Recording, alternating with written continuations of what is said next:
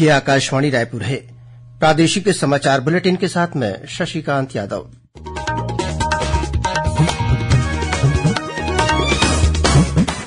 और अब पेश है आज के मुख्य समाचार।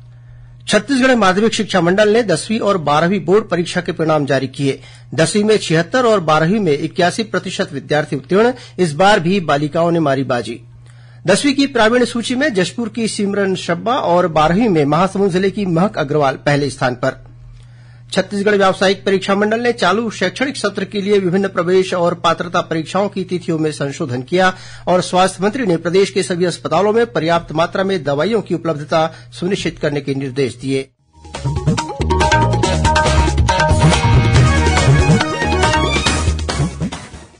अब समाचार विस्तार से। छत्तीसगढ़ माध्यमिक शिक्षा मंडल ने आज 10वीं और 12वीं बोर्ड परीक्षा के परिणाम जारी कर दिए हैं। 10वीं की परीक्षा में लगभग 76% विद्यार्थी उत्तीर्ण हुए हैं, वहीं 12वीं की परीक्षा में करीब 81% विद्यार्थी सफल हुए हैं।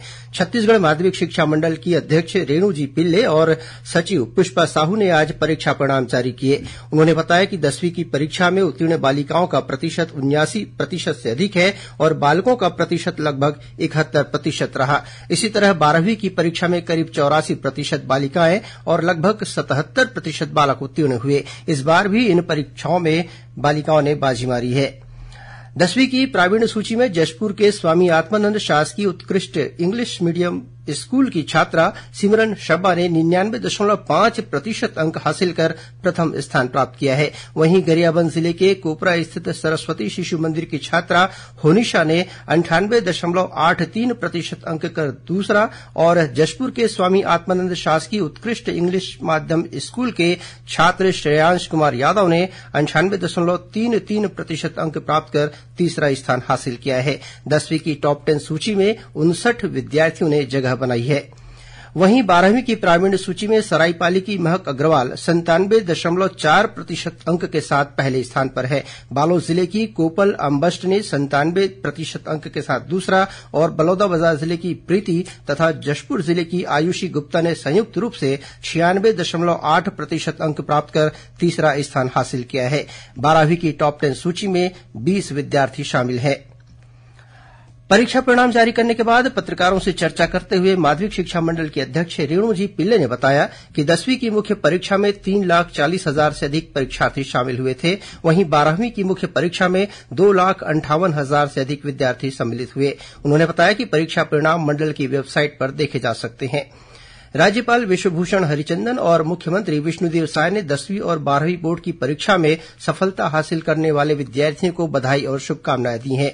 राज्यपाल ने कहा कि विद्यार्थियों ने जीवन का महत्वपूर्ण पड़ाव पार किया है, जो उनकी मेहनत और लगन का परिणाम है। उन्होंने इन परीक्षाओं में अनुत्तीर्ण विद्यार्थियों को हताश नहीं होने की समझाइश दी और अगली बार दोगुने उत्साह और मेहनत से पढ़ाई करने को कहा।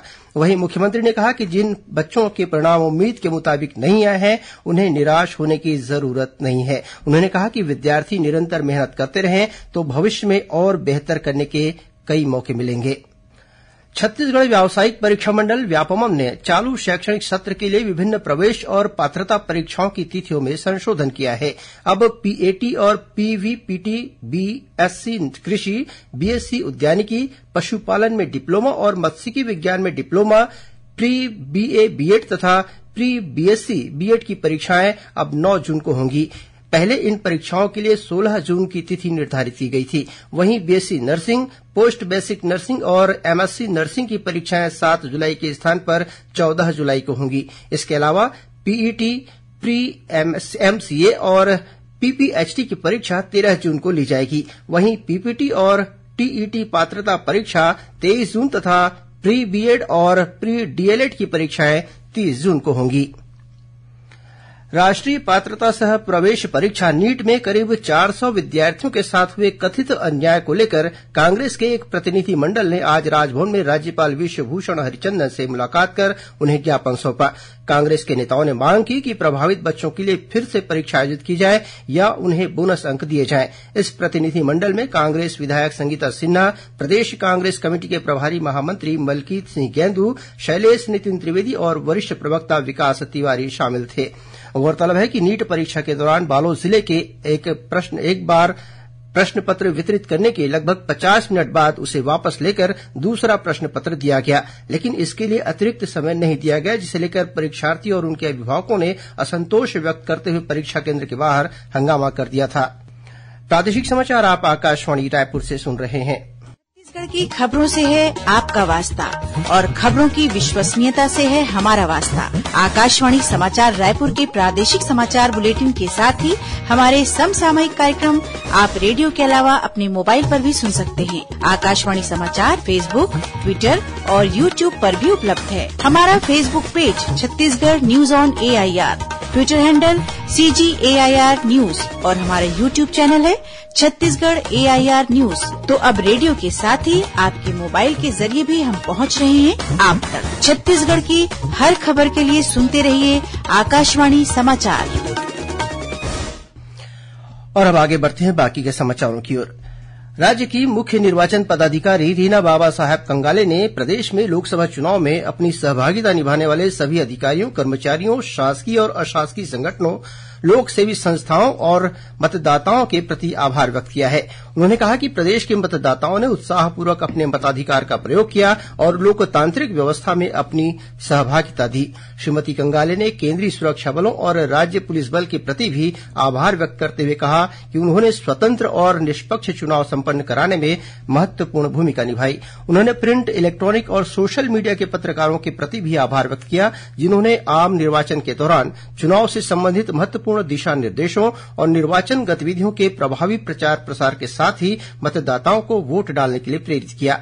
गौरतलब है कि प्रदेश में इस बार लोकसभा चुनाव में वर्ष 2019 में हुए पिछले लोकसभा चुनाव के मुकाबले मतदान में 1.31% की बढ़ोतरी हुई है। राज्य में लोकसभा चुनाव के तहत 3 चरणों में हुए मतदान में प्रदेश के करीब 73% मतदाताओं ने अपने मताधिकार का प्रयोग किया, जो प्रदेश में अब तक हुए लोकसभा चुनाव में मतदान का सर्वाधिक प्रतिशत है। स्वास्थ्य मंत्री श्याम बिहारी जायसवाल ने प्रदेश के सभी अस्पतालों में पर्याप्त मात्रा में दवाइयों की उपलब्धता सुनिश्चित करने के निर्देश दिए हैं। श्री जायसवाल ने आज स्वास्थ्य विभाग के अधिकारियों की बैठक में कहा कि प्रदेश की जनता को सस्ती और गुणवत्तापूर्ण जेनेरिक दवाइयां मिल सके, इसके लिए सभी जिला अस्पतालों और सामुदायिक स्वास्थ्य केंद्रों में प्रधानमंत्री जन औषधि केंद्र खोले जाएंगे। उन्होंने सभी अस्पतालों में टीबी की दवाइयां उपलब्ध कराने और शासकीय अस्पतालों के अधूरे निर्माण कार्यों को जल्द पूरा करने के निर्देश भी दिए। कांकेर जिले के अंतागढ़ में सशस्त्र सीमा बल एसएसबी की 28वीं वाहिनी ने मेरी लाइफ अभियान के तहत स्वच्छता अभियान चलाया। इस दौरान अधिकारियों और जवानों ने गोल्डन चौक, भारतीय स्टेट बैंक और बस स्टैंड के आसपास स्वच्छता अभियान चलाकर लोगों को स्वच्छता के प्रति जागरूक किया। साथ ही उन्हें पर्यावरण संरक्षण और जलवायु परिवर्तन के संबंध में जानकारी दी। एसएसबी के कमांडेंट अरुण देवगम ने बताया कि 5 जून तक चलने वाले इस अभियान के तहत विभिन्न कार्यक्रम आयोजित किए जाएंगे। उन्होंने कहा कि पर्यावरण संरक्षण को ध्यान में रखकर बड़ी संख्या में वृक्षारोपण किया जाएगा। वहीं बच्चों के शैक्षणिक और बौद्धिक विकास के लिए खेलकूद और आम नागरिकों के लिए स्वास्थ्य शिविर भी आयोजित किए जाएंगे। राजनांदगांव जिले के डोंगरगांव से लगे संबलपुर गांव के पास आज 2 मोटरसाइकिलों के बीच हुई भिड़ंत में दोनों बाइक चालकों की मौके पर ही मौत हो गई, जबकि 2 बालिकाएं घायल हो गई हैं, जिन्हें प्राथमिक उपचार के बाद राजनांदगांव मेडिकल कॉलेज रेफर कर दिया गया है।